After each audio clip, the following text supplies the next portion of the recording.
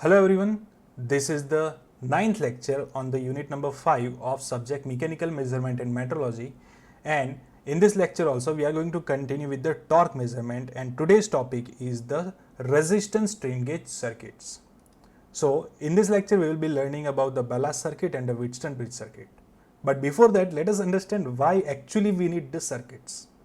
When we talk about the resistance strain gauges, they are basically used for the small strain measurement, and small strain measurement means a very small level of the measurement, a micro level strain measurement. When we talk about the micro level strain measurement, the resistance output will also be very small, so they cannot be measured directly. It is not possible. What we need to do, we actually need to magnify those resistance value, and to magnify those resistance value we actually need the circuits. Circuits will help us to do this by amplifying them or by converting them into other properties that can be easily measured. And for this purpose we are using these two circuits. Very first is the ballast circuit and second is the Wheatstone bridge circuit. So let us understand very first circuit, which is known as the ballast circuit. A ballast circuit is a very simple circuit which is also known as the potentiometer, a voltage sensitive electromechanical transducer. And this kind of circuits indicates the resistance change through the change in the voltages. Now from where this resistance change will occur? Due to the strain. Okay. So whenever the strain gauges will be fixed, those strain gauges will get strained and change their resistance, and that change in resistance will be indicated in terms of the change in the voltage. And these kind of circuits are basically used for the dynamic measurements. Okay, this is the simplest version of the circuit. As you can observe, this is the supply voltage, and between the supply voltage we are having total two resistances. Very first resistance is the RB, which is a constant resistance which will not change, and second resistance is the RG. When we talk about RG is basically the strain gauge resistance, the resistance that is available in the strain gauge. So actually we are going to connect the strain gauge between these 2 points, and over here strain gauge is indicated by this varying resistance symbol. Okay, so this particular one is the resistance strain gauge, and we will measure the output voltage between this RG value. Okay, so this is what we are going to do in the ballast circuit, and this output voltage will give me the value of strain. So let us understand how the strain is related with the change in the voltage. For that we are going to derive a very simple equation. So let us start with the derivation of the equation. Over here the output voltage can be given by VO is equal to, in this case the measuring area is this one, so this value will be RG divided by the total resistance, which is RB plus RG, RB plus RG, multiplied by the input voltage, which is actually over here the supply voltage Vs. Okay, so this is the initial output resistance equation with the help of voltage dividing rule. Okay, now whenever the strain is applied on the strain gauge, what will happen? The value of the resistance will change by some units. Let me say that value is DRG, and due to that what will happen? The output voltage will also change. Let us say that output voltage is dV0. So what is my final equation? My final equation will be something like this. This will be V0 plus dV0, that is equal to RG plus DRG divided by RB plus RG plus DRG multiplied by Vs. Okay, now I am interested in the change in the voltages. Okay, so what I will do, I will put this value at the right hand side. So what I will get, dVo is equal to, this equation is going to remain as it is, multiplied by Vs minus, over here I will get V0, and I will replace this value by the value available over here. So I will put the equation of the V0 over here. This will be Rg divided by Rb plus Rg multiplied by Vs. Now whenever you will simplify this whole set of the equation, you are going to receive the equation something like this: dVo is equal to Rb into drg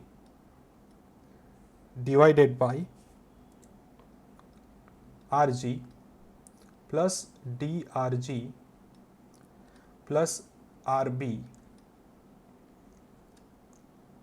into Rg plus Rb, whole value multiplied by Vs. So this is the simplified equation of the previous one. Now in this case, the value of drg is very smaller than value of Rg. So we can actually ignore the value of drg which is available in the addition. This value cannot be ignored because it is available in the multiplication. So what will be the equation? dV0 is equal to Rb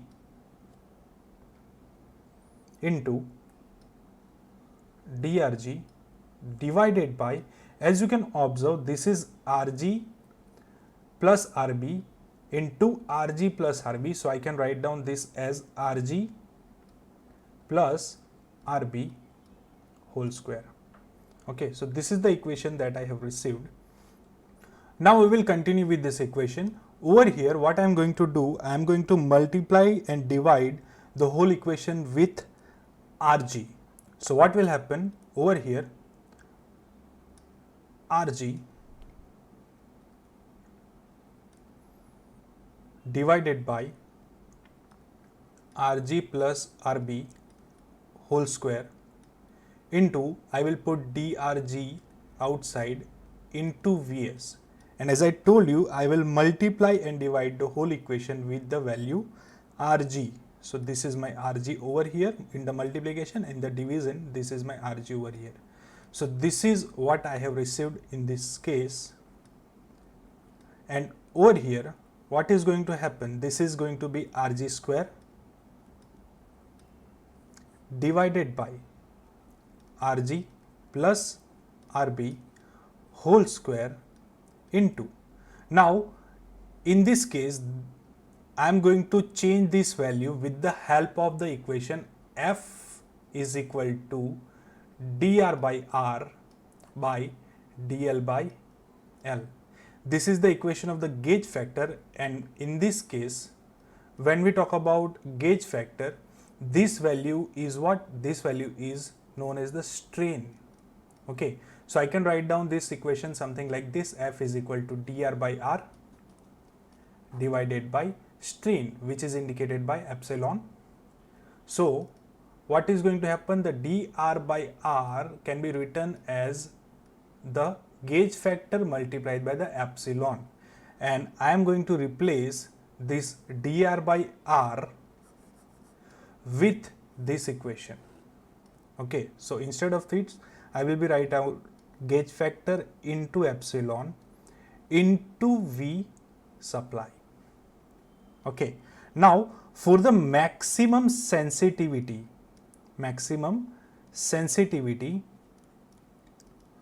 what we need to do? We need to keep both the resistance at the same level. So Rg should be equal to Rb, and when we will apply this maximum sensitivity condition, the whole equation will be converted something like this. This is my Rg square divided by, this value will become Rg plus Rg, which is 2 times Rg square, into gauge factor multiplied by strain multiplied by the supply voltage. Okay. this whole equation is basically dV output. So dV output becomes Rg square divided by 2 times Rg whole square into F into epsilon into Vs, which is going to be equal to 1 upon 4, because this Rg square and this Rg square is going to cancel out, and this 2 square becomes 4 into F into epsilon into Vs, which is the equation in the change in the voltage output. And as you can observe this equation over here, the strain is directly proportional to the change in the voltage output. Okay, so by this we can say that we can actually directly measure strain in terms of the change in the voltage output. But when we talk about the strain gauges, the Bella circuit is not that much popular. There are some of the basic reasons. Very first, the effect of the ambient temperature. Whenever the ambient temperature changes, this kind of circuit introduces some of the errors. Secondly, when the supply voltage is changed or say varied, in that case it affects the output. And lastly, there are significant electronic loading effects. Okay, and that is the reason why we are using the Wheatstone bridge circuit for the resistance strain gauges. Wheatstone bridge circuit basically looks something like this. It is suitable for the detection of the minute resistances also. It consists of 4 resistors. Now we can replace one or more resistors with the strain gauge in this particular circuit. Okay, so basically there are total 3 variations available in this kind of circuits. Very first is known as the quarter bridge, where the only one resistance strain gauge will be used. Second is known as the half bridge, where the 2 resistance strain gauges will be used. And third one is the full bridge, where total 4 resistance strain gauges will be used. But before that, let us understand why this Wheatstone bridge circuit is very useful. For that, we need to understand some of the basic equations. And let us first show the simplified version of the Wheatstone bridge circuit. When I talk about this circuit, this can be simplified something like this. This is my input, and in the first line, as you can observe, this is resistor 1 and this is resistor 2. Okay, so I can draw it something like this. This is resistor 1, and in the series there is a resistor number 2. Okay, and the second line over here, you can observe that this is resistor number 3 and this is the resistor number 4. Okay, and this is closed. The voltage is supplied between A and C. So this is my point A, this is my point C, and this is the voltage supply. The supplied voltage is Vs. And the output voltage is measured between the resistance 1, 2 and resistance 3, 4. So basically C point will be over here and D point will be over here, and supplied voltage or say output voltage will be measured between these 2 points. Lastly, let us say the current is flowing in this particular direction, which is I. Now, when we talk about Wheatstone bridge circuit, this kind of circuits can be used in 2 varieties of way. Very first, a balanced Wheatstone bridge circuit, balanced one, and second is the unbalanced one. When we talk about the balanced Wheatstone bridge circuit, in that case, voltage output across the point B and point D will be 0. Okay, so such kind of condition happens whenever we are having the voltage across the point B equal to voltage across the point D. This is what we should be understanding. Now, what is the voltage across point B? Let us understand this.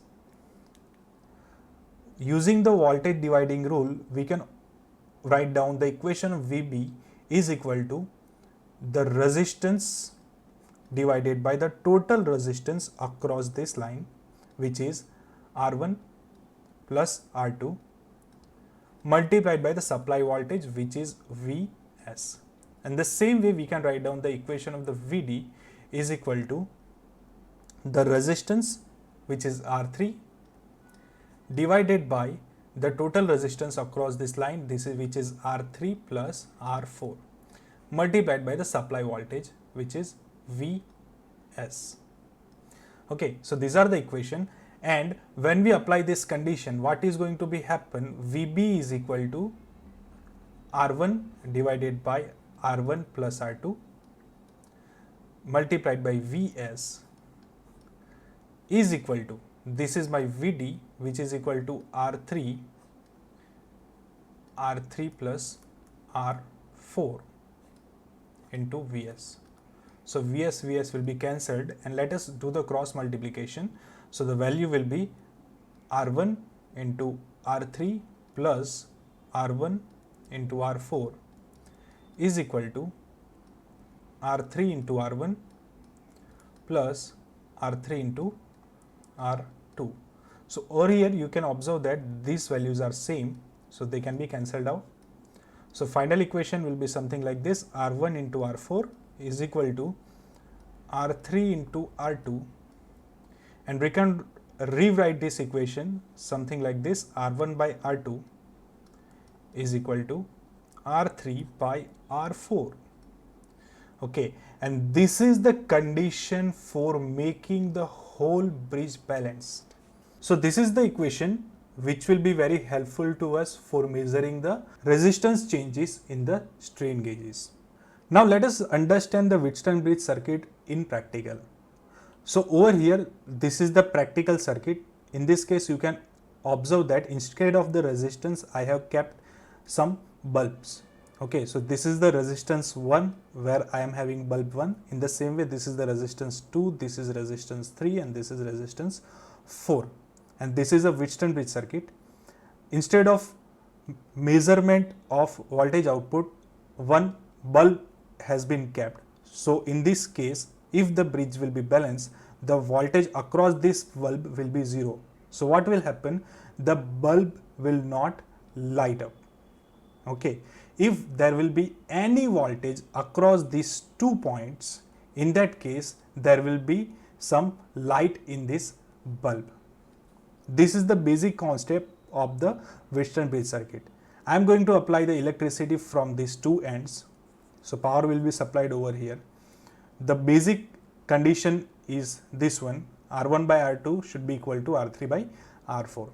Now in this case, whenever I will supply the power to this circuit, what is going to happen? As all 4 bulbs are having same capacity, so the resistance of all 4 bulbs will be same. So due to that, what is going to happen? This condition R1 by R2 is equal to R3 by R4 is going to be satisfied, and the R5 will not get any potential change. So in this case, V is going to be 0 and this bulb is not going to light up.